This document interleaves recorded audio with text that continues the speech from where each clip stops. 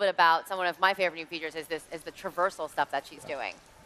For the traversal, one of the things that is important for us, it's really to, really to bring the aspect of survival, keep that, but also having a much more experienced ladder. Like, for example, on Rise, you always have to climb up, and then when you were going down, you were dropping or going down a slope to come back.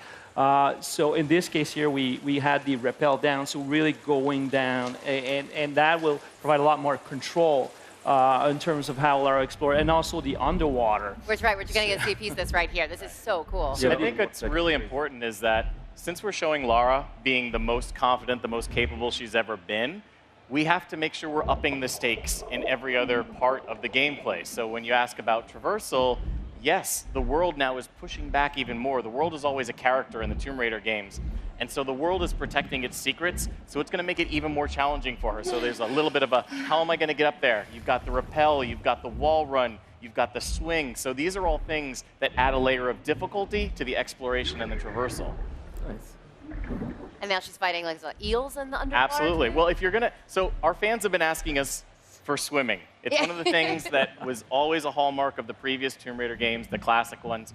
And whenever we deliver something that the fans are asking for, sometimes you have to be careful what you wish for, because we're always going to view it through our modern survival lens. And so in this case, we say, all right, if you're going underwater, if you're swimming, it's going to be underwater survival. You're going to have to deal with air pockets. You're going to have to deal with piranhas and moray eels. You're going to have to think about, do I really want to explore what's down that dark cavern? Because I don't know if there's an air pocket. It might be a hidden tomb. It might be a reward. It might just be my death waiting for me. And this is all going back to the world just pushing back against you because she's so adept now, right? Absolutely. The world has these hidden pockets of secrets. It protects the truth. And Lara's one of the few people in the world that has the skills and the will to actually go and survive in those areas in order to uncover those truths. So you actually could run out of air and then just be stuck under there and die and have to start over. That's very cruel. Absolutely. Okay, so right now, are we going to see one of the tombs that are going to be in this game? Yes, this is absolutely the entrance. So what Lara's doing here is so here she goes talking about have to find the good segue. So what Lara's doing here is she is unraveling a mystery, and she knows that Trinity is hunting for this relic, and Lara wants to find it first. And this is to Dan's point when he was talking about Lara, really being on this journey where she feels like she's the only one that can take the fight to Trinity, the only one that can defeat them. That's actually going to lead to her being a little bit more aggressive and making a rash decision that's going to trigger the Maya apocalypse. Yes. So what are some of the new gameplay systems you're most excited for people to try out? What are the most successful, and what are the gameplay systems you're most excited about? The gameplay system I'm most excited about is, I would say, about the underwater is one of the things, because not only you see it here, it's about survival and anything, but there's moments there of full exploration.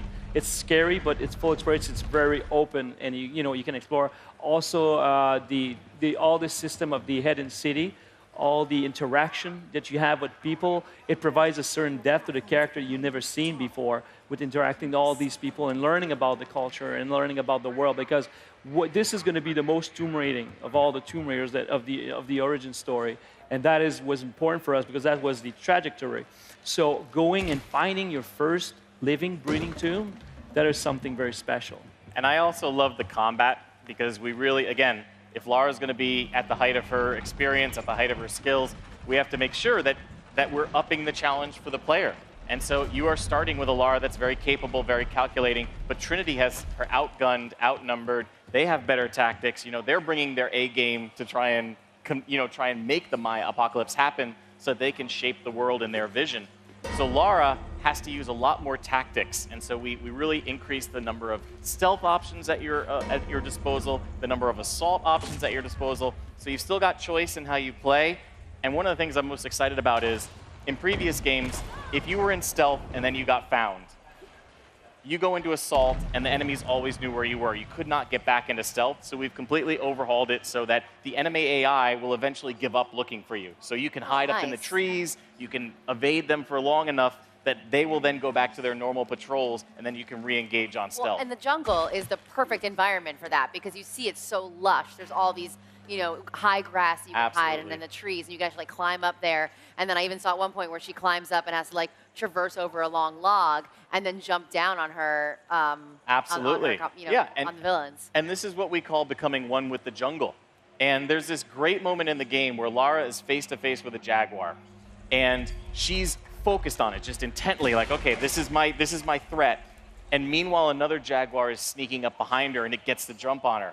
And she learns this is how the jungle operates. And so from then on, Lara becomes the jaguar woman, where she will hide in the canopy, she will hide in the lush vine walls, strike, and then disappear again. And so this idea of becoming one with the jungle means using it to Lara's advantage, using it to sow fear and chaos with the enemy, and using it so that you can even the odds against We Trinity. even saw at one point she was like painting her face all in mud and Yeah, like she's getting really getting down into in it. there. But that's the thing. This is the fantasy of becoming the jungle, because disappearing in it, and this is the thing that you were talking about, all the options, this crazy amount of options you can do in stealth. We even redefined the way we were approaching the environment for stealth, for example. So putting the mud gives you a lot more opportunities for you to hide and to disappear. And that's the thing that is key, because that's the ultimate, for her, the ultimate survival, the ultimate aspect of mastering the environment is all about is becoming that environment. So not only is she going to use the vine walls,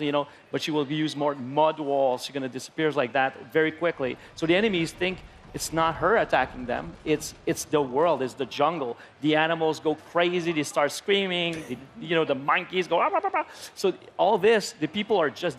Trinity doesn't know. They're like, what the hell is happening? And everything we do in combat is to make Lara and the player be able to disappear.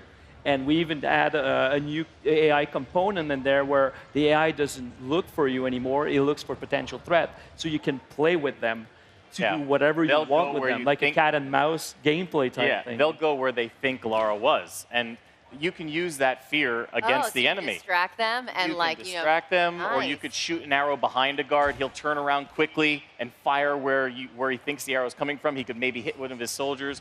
We have a crafting mechanic where you could make an arrow called the Jaguar's Fear, hit an enemy with it. He'll start to see visions, and he will then start shooting at his friends, saying, "You're one of them." So it's a great That's way crazy. to even the odds. Even the mud that Dan was talking about, one of my favorite moments is if you go head on with an enemy and do a takedown, if another guy is close enough to see it, he'll be like, "Oh, what's going on?" hell is And then that? you can actually get a double takedown on him while he's scared, seeing his first friend get taken out. Seems like there's tons of options to take down enemies in this version of Tomb Raider. Absolutely. Tons of combat, but again, also, we really wanted to make sure that there was a great balance. We have to up the ante in everything. So we already talked about the traversal, talked about the underwater survival, but when you talk about the hubs as well, Dan mentioned it's the biggest hub we've ever built in a Tomb Raider game. So yes, we're going to take you on that roller coaster ride, we'll give you the action, but every now and then we're going to pause the narrative, we're going to open up the world and say, okay, explore at your pace.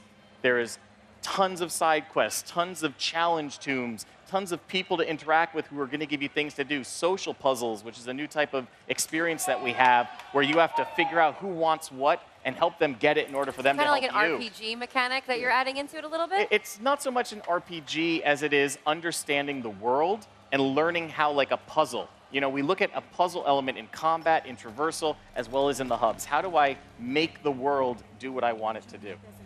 That's really cool. Yeah, that's really cool. So we're starting to run out of time. What's the one last thing you want to tell everybody out there about why Tomb Raider is going to be the best ever in the franchise? Yeah, I think it's really exciting because for the fans who have been with us from the beginning, they know that this is the culmination of Lara's origin story. So this is Lara becoming the Tomb Raider she's meant to be. It's her achieving her destiny. For the new fans that are coming along who maybe didn't play the previous ones, it's great because the stakes have never been higher. This is the perfect time to jump in. This is the Maya apocalypse. This is Lara racing against Trinity to save humanity. So we're really excited for everybody to experience it on September 14th. September 14th. We don't have to wait too long. Don't wait too long. All right, Ramon, thank you so much for joining me. Danielle, Rich, thank you so much for joining us as well. All right, guys, so Shadow of the Tomb Raider comes out on September 14th. Stick around. We have a lot more coming up on Live at E3. プレイステーション